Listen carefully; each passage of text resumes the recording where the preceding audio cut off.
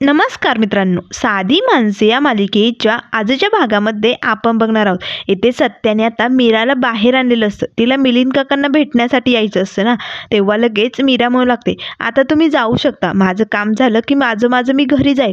तेव्हा सत्या म्हणू लागतो, नाही नाही धुमके, तू मी सोडेल की तुला. तेव्हा मीरा म्हणू लागते, कशाला, तुम्हाला तुमची भरपूर कामं असतात की नाही, मग कशाला माझ्यासाठी टाइमपास करताय तुम्ही जा. तेव्हा सत्या म्हणू लागतो, नाही नाही, माझ्या फुलासारख्या बायकोला मी असं रस्त्यावर का सोडेल, तिला मी घरीच घेऊन जाईल उन्हातानाचं. तेव्हा लगेच मीरा तर सत्याकडे बघू लागते आणि म्हणू लागते, खरंच बोलायलाय का. तेव्हा सत्या हळूच म्हणू लागतो, निदान धूमकेतू तुला घरी घेऊन गेलो तर मला जेवायला तरी मिळेल तुझ्याबरोबर. आता लगेच मीरा म्हणू लागते, काही म्हणालात का. तेव्हा सत्या म्हणू लागतो, कुठे काय, काहीच नाही. त्याच वेळेस आता सत्याला फोन येतो. सत्याला आता एक भाडं आलेलं असतं. तेव्हा सत्या आपल्या मित्राला फोनवरती म्हणू लागतो, ठीक आहे भावा, 2 मिनिटातच मी तिकडे पोचतो, लगेच आलो, असे म्हणून फोन ठेवतो आणि धूमकेतूला बाय बाय करून सत्या आता तिथनं निघालेला असतो. तेव्हा मीरा मनाशीच म्हणू लागते, अजून तर मिलिंद काकांना यायला भरपूर वेळ, मी खूपच लवकर आले का, तोपर्यंत काय करू, आता इथे उभीच राहू का. तेवढ्यात आता तिकडनं सत्याचा मित्र चाललेला असतो. त्याच वेळेस सत्याचा मित्र आता वहिनीला बघताच लगेच मीराकडे येतो आणि मीराला म्हणू लागतो, वहिनी तुम्ही इकडे काय करायलात आणि इथे रस्त्यात का उभं राहिलात, अहो इथेच माझं जवळच गॅरेज आहे, चला की तिकडे. तेव्हा मीरा मनाशीच म्हणू लागते, यांच्याच गॅरेजवरती यांची डार्लिंग गाडी ठेवलेलीत, मी जाऊन बघून तर येते किती काम केलं यांनी त्यांच्या गाडीचं. तेव्हा लगेच आता मीरा सत्याच्या मित्राला म्हणू लागते, चला भाऊजी, मला ना यांच्या गाडीचं किती काम झाले ते पण बघायचे, असे म्हणून आता मीरा इथे सत्याच्या मित्राच्या गॅरेजवरती पोचलेली असते. तेव्हा लगेच सत्याचा मित्र आता मीराला बसण्यासाठी खुर्ची देणार, तेच मीरा म्हणू लागते, नाही नाही भाऊजी, मला बसायला नका देऊ, मला सांगा की यांची गाडी कुठपर्यंत आली, कधी रिपेअर होईल. तेव्हा लगेच आता सत्याचा मित्र मीराला गाडीजवळ घेऊन जातो आणि म्हणू लागतो, हे बघा वहिनी, ही अशी आहे सत्यदादाची डार्लिंग गाडी, हे बघा इथलं इंजिन फारच खराब झालंय. तेव्हा मीरा म्हणू लागते, भाऊजी तुम्ही मला का सांगायले, मला यातलं काय बी कळत नाही, पण मला फक्त एवढं सांगा की गाडी ठीक व्हायला किती वेळ लागेल अजून. तेव्हा लगेच आता सत्याचा मित्र म्हणू लागतो, वहिनी गाडी रिपेअर करायची असे होईल, पण सत्यदादाकडे वेळ नसतो आणि मुळात म्हणजे पैसाही लागतो ना, गाडी रिपेअरिंग करण्यासाठी पैसे खूप महत्त्वाचे, सध्या आता सत्यदादाकडे पैशाची कमी ना, त्यामुळे मला नाही वाटत लवकर ठीक होईल. तेव्हा लगेच आता तिथेच एक भिंतीला चिटकवलेलं पोस्टर मीराला दिसू लागतं. त्याच वेळेस मीरा आता पटकन त्या पोस्टर जवळ जाते आणि त्यावर जे लिहिलेलं असतं ते वाचू लागते आणि पटकन ते पोस्टर काढून हातात घेते आणि इकडे सत्याच्या मित्राकडे येते. तेव्हा लगेच मीरा विचारू लागते, हे काय आहे भाऊजी. तेव्हा लगेच सत्याचा मित्र म्हणू लागतो, वहिनी हे गाडी रिपेअरिंग करणारेच आहेत, पण खूप महागडे असतात हे लोक, यांच्याकडे खूप पैसे लागतात. तेव्हा मीरा म्हणू लागते, पण गाडी ठीक होत असेल ना.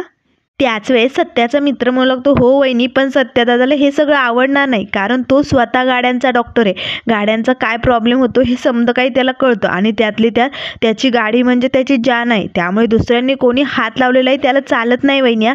तेव्हा मीरा म्हणू लागते, तुम्ही नका काळजी करू, ते समजा माझ्यावरती सोडा, मी बघते काय करायचं ते. आता मीरा इथे ते पोस्टर घेऊन घरी निघालेली असते. तेवढ्यात आता मीराला मिलिंद काकांचा फोन येतो. तेव्हा लगेच आता मीरा त्यांना भेटण्यासाठी तिथनं निघालेली असते. त्याच वेळेस इथे रवी आता रियाची वाट बघत थांबलेला असतो, पण आता तेवढ्यात रियाचा त्याला फोन येतो. तेव्हा रवी म्हणू लागतो, सॉरी मला आज थोडा उशीर झाला, पण काय करणार, मला माफ कर. तेव्हा लगेच रिया म्हणू लागते, तरी किती पॅनिक होतोय तू, माझं ऐकून घे, हे बघ आज ना खरंच मला अर्जंट डबिंगला यावं लागलं ना, त्यामुळे ना मला भेटायला नाही जमणार, हवं तर आपण उद्या जास्त वेळ भेटू, मी तुला जास्त वेळ देईल उद्या, प्लीज मला माफ कर ना, सॉरी. तेव्हा लगेच रवी म्हणू लागतो, असं काय करते रिया, आज मला तुझ्याशी काहीतरी महत्त्वाचं बोलायचं होतं, तुला काहीतरी सांगायचं होतं.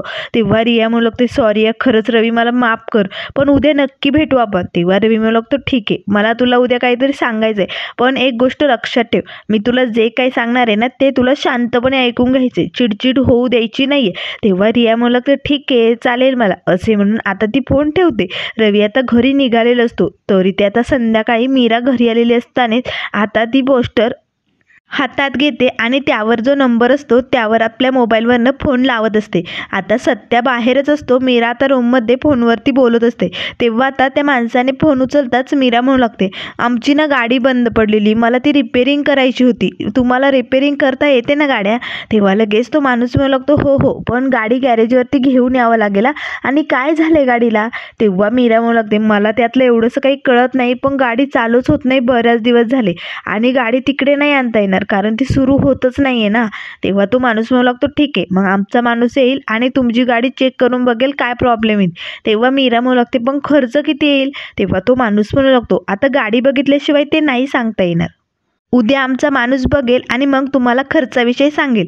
तेव्हा मीरा म्हणू लागते ठीक आहे, मग या नंबरवरती मी ॲड्रेस पाठवते. असे म्हणून आता लगेच मीरा फोन ठेवणार, ते सत्या तिथे येतो. आता मात्र मीरा पटकन हातातील पोस्टर लपवते. तेव्हा सत्या आता धूमकेतूकडे बघू लागतो आणि म्हणू लागतो धूमकेतू काय चालू आहे, कुणाशी बोलत होती धूमकेतू. तेव्हा लगेच आता मीरा म्हणू लागते कुठे काय, काहीच नाही, ते आईचा फोन आला होता ना कामासाठी. तेव्हा सत्या म्हणू लागतो कुठे जायचं आहे कामासाठी, चल की धूमकेतू मग मी तुला सोडतो. तेव्हा मीरा म्हणू लागते नाही ते ना ऑर्डर द्यायची होती ना, थोडीशी आपली महत्त्वाची जागा आहे ओळखीची, तुम्हाला यायची गरज नाही, तुम्ही घ्या जेवण करून चला पटकन. तेव्हा सत्य म्हणू लागतो असं कसं धूमकेतू, येतो की मी, चल की. तेव्हा लगेच मीरा म्हणू लागते तुम्हाला आता तुमची गाडी रिपेअर करायला जायचं असेल ना. तेव्हा सत्या म्हणू लागतो नाही आज नाही जाणार मी. त्याच वेळेस मीरा म्हणू लागते काय झालंय, हल्ली तुम्ही रात्रीच्याला गाडी रिपेअरिंग करायला जात नाही एवढ्यात. तेव्हा सत्या म्हणू लागतो हे बघ धूमकेतू तुला कसं सांगू. तेव्हा मीरा म्हणू लागते किती दिवस लागेल अजून आपली गाडी ठीक व्हायला.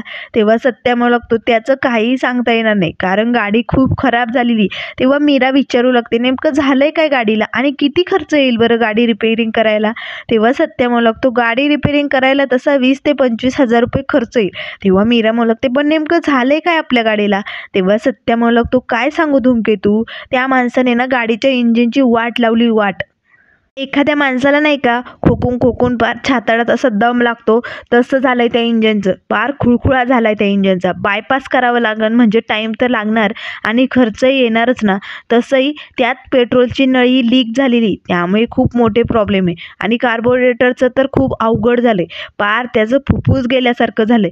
तेव्हा लगेच मीरा म्हणू लागते अहो काय चाललंय तुमचं, काय सांगायले तुम्ही. तेव्हा सत्य म्हणू लागतो काय सांगायले म्हणजे तूच विचारलं ना गाडीबद्दल म्हणून तुला सांगतोय मी. तेव्हा मीरा म्हणू लागते अहो मी गाडीबद्दल विचारलं, तुम्ही जणू एखाद्या माणसाबद्दल पेशंटबद्दल बोलता की काय असं वाटायलंय मला, जणू काही एखादं पेशंट खूपच इमर्जन्सी आहे. तेव्हा सत्या म्हणू लागतं म्हणून तर आपल्याला सांगलीत सगळे सत्यदादा आणि गाड्यांचा डॉक्टर म्हणून ओळखतात बरं का. तेव्हा मीरा म्हणू लागते हो आलाय म्हणे डॉक्टर.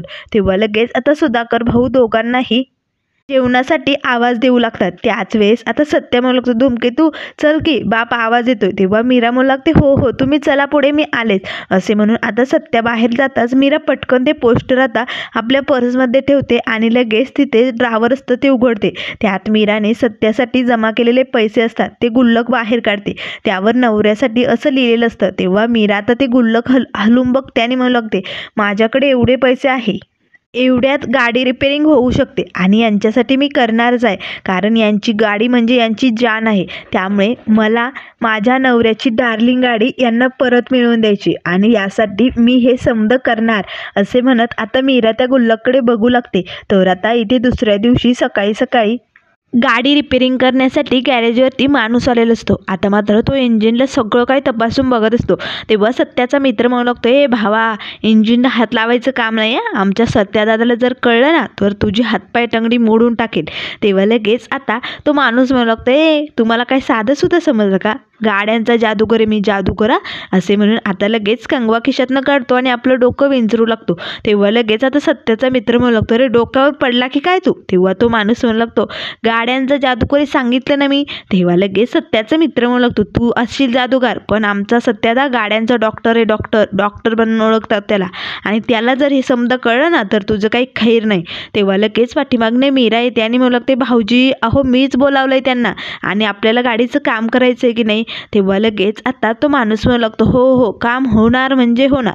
तेव्हा लगेच मीरा म्हणू लागते काय झालंय गाडीला, तुम्ही बघितली गाडी.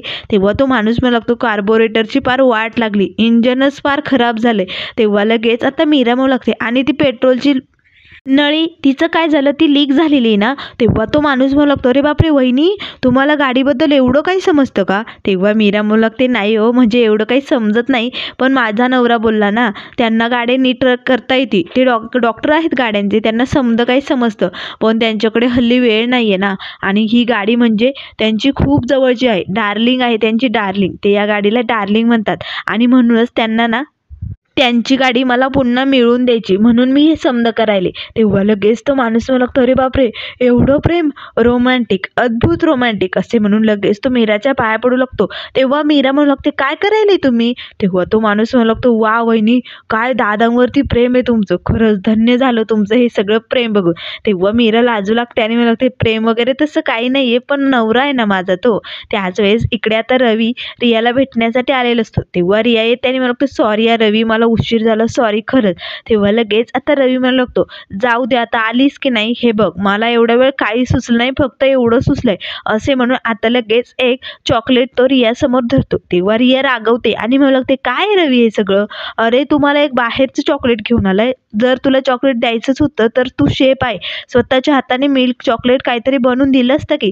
तेव्हा लगेच रवी म्हणू लागतो, ए रिया, तू उगाच असं रिॲक्ट होऊ नको, नाहीतर मी जाऊ का असे म्हणून तो निघालेला असतो. त्याच वेळेस रिया त्याचा हात पकडते आणि म्हणू लागतो, सॉरी रवी, मला माफ कर, तुला काय म्हणायचंय सांग की. आता मात्र लगेच रवी रियाकडे बघू लागतो. तर आता इकडे मीरा त्या रिपेअरिंगवाल्या माणसाला विचारू लागते, किती खर्च येईल बरं? तेव्हा तो माणूस म्हणू लागतो, प्रेमात आपण खर्चाचा विचार करत नाही, प्रेमासाठी आपण काय बी करू शकतो. तेव्हा लगेच आता कंगवा काढून तो पुन्हा आपले केस विंचरू लागतो. तेव्हा मीरा आणि सत्याचा मित्र त्याच्याकडे बघत असतो. त्याच वेळेस मीरा म्हणू लागते, भाऊजी काय म्हणताय तुम्ही? तेव्हा लगेच तो माणूस म्हणू लागतो, म्हणजे मला म्हणायचं माझी बायको प्रेमा, आणि तिच्यासाठी मी काय बी करतो, ती जे म्हणेल ते तिला घेऊन येतो, कारण ती बी खुश आणि मी बी खुश, म्हणून म्हटलं की प्रेमासाठी मी काय बी करतो, खर्चाचा विचार करत नाही. मीरा आता हसू लागते आणि मला लागते, नाही भाऊजी, मला तसं नव्हतं म्हणायचं, म्हणजे गाडी रिपेअरिंग करण्यासाठी किती खर्च लागेल हे विचारत होते. तेव्हा तो माणूस म्हणू लागतो, 30 ते 35 हजार लागेल. आता मात्र मीरा आणि सत्याच्या मित्राला धक्काच बसतो. तेव्हा मीरा तेव्हा काय बोलायले, एवढे 35,000, माझा नवरा तर म्हणाला की 25,000तच होऊन जाईल. तेव्हा लगेच तो माणूस म्हणू लागतो, हे बघा वहिनी, आपण कुणाचे बी जास्त पैसे घेत नाही. तेव्हा लगेच आता मीरा म्हणू लागते, पण 35,000 खूपच होत आहेत ना, आणि तुम्हीच म्हणालात की नाही प्रेमासाठी काय बी करू शकता तुम्ही, मग आता माझंही माझ्या नवऱ्यावरती प्रेम आहे की, मला त्यांना त्यांची ही डार्लिंग गाडी पुन्हा मिळवून द्यायची, ते डार्लिंग म्हणतात तो या गाडीला. तेव्हा लगेच आता तो माणूस म्हणू लागतो, रे बापरे डार्लिंग, मग डार्लिंगसाठी आपण नक्की मेहनत घेणार आणि प्रेमासाठी आपण काय बी करू शकतो, चालेल मग 30,000वरती आपण डन करून टाकूया. तेव्हा लगेच आता मीरा मनाशीच म्हणू लागते, हे तर म्हणाले होते की 25,000च लागतील, जर यांच्याकडनं गाडी रिपेअर करून घेतली तर फुकटमध्येच म्हणजे 25,000ही वाचतील आणि गाडी घरच्या घरी रिपेअरिंग होईल, मग काय करू मी? पण नाही, यांना गाडी रिपेअरिंग करायला खूप वेळ जाईल आणि तसंही 25,000 खर्च होणारच आहे, त्यापेक्षा ना 5,000 वाढून जातील, पण 2-3 दिवसात गाडी रिपेअरिंग होईल आणि हे काही खूपच खुश होतील ना, त्यामुळे 5,000 एक्स्ट्रा गेले तरी काय प्रॉब्लेम नाही. तेव्हा लगेच मीरा म्हणू लागते, ठीक आहे चालेल, पण गाडी कधी देताल तुम्ही रिपेअरिंग करून? तेव्हा तो माणूस म्हणू लागतो, उद्या सकाळी मी इथे येऊन कामाला सुरुवात करेल आणि 2 दिवसात गाडी रिपेअरिंग होईल. तेव्हा मीरा म्हणू लागते, ठीक आहे, मग काम झालं की तुम्हाला तुमचे पैसे मिळून जातील.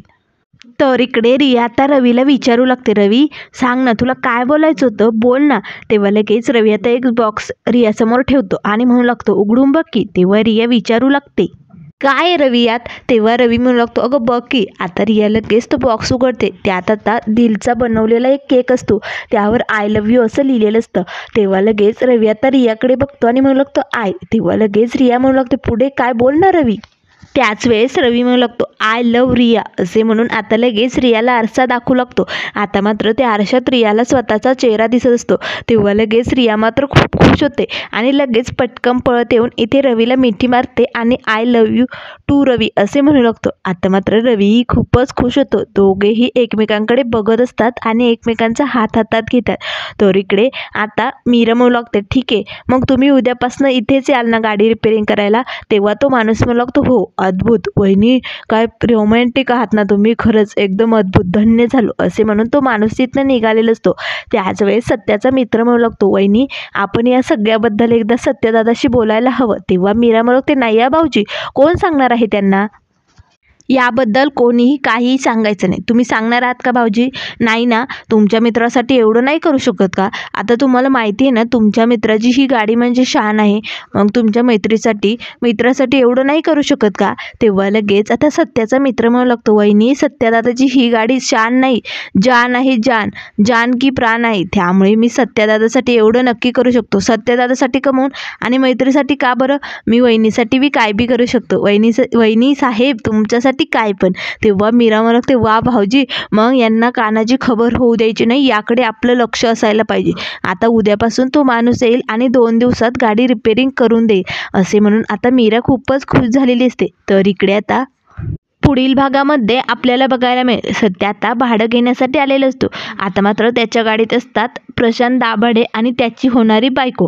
तेव्हा लगेच आता सत्या म्हणू लागतो, स्वागत आहे, तुमचं सत्याच्या गाडीत स्वागत आहे. तेव्हा प्रशांत म्हणू लागतो, ही माझी होणारी बायको कल्याणी. तेव्हा लगेच सत्या म्हणू लागतो, वहिनी, तुमचंही या सत्याच्या गाडीत स्वागत आहे, चला पटकन. आता सत्या त्या दोघांना घेऊन निघालेला असतो. तर इकडे आता मीरा घरी किचनमध्ये काम करत असते. तेवढ्यात रवी येतो आणि म्हणू लागतो, वहिनी चल पटकन, तुला कुठेतरी घेऊन जायचं, आपल्याला अर्जंट जावं लागेल. तेव्हा मीरा म्हणू लागते, पण भाऊजी असं अचानक कुठे जायचं, आपल्याला सांगा की. तेव्हा रवी मात्र मीराचं काही न ऐकता तिचा हात धरून तिला ओढत घेऊन जातो. आता मात्र मीरा इथे किचनमध्ये सगळं काम सोडून निघालेली असते. त्याच वेळेस निरूप किचनमध्ये येते आणि म्हणू लागते, ही मीरा ना आजकाल तिच्या मर्जीनुसार वागायला लागली, या फुलवारीला तिची लायकी दाखावीच लागेल. आता मात्र निरूपाला इथे मीराचा खूपच राग आलेला असतो. तर मित्रांनो, अशाच मालिकेंच्या अपडेट पाहण्यासाठी चॅनलला लाईक करा, सबस्क्राईब करा. व्हिडिओ पाहिल्याबद्दल धन्यवाद.